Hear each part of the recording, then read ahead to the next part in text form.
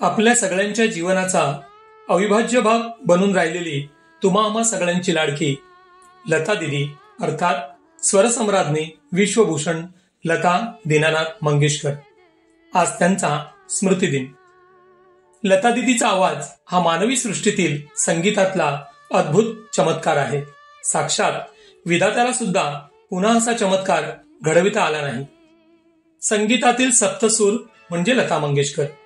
सूर, ताल, लय, सिद्धी आणि प्रसिद्धी म्हणजे लता मंगेशकर.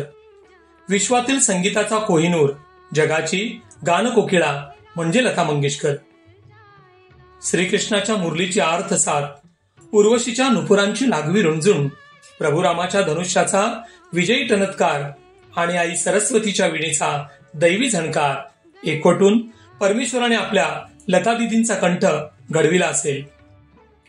जिवंतपणे दंतकथा बनलेली तू, आम्ही खरंच भाग्यवंत आहोत. आमच्या जीवन प्रवासात आम्ही याची देही याची डोळी तुला पाहू शकलो, अनुभवू शकलो.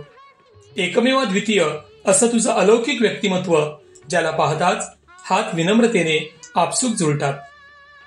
दिदी, संपूर्ण देशाला तुझा अभिमान राहील. तुझा महाराष्ट्र तुझी ही कीर्ती सदैव आसमंतात दरवळत ठेवेल.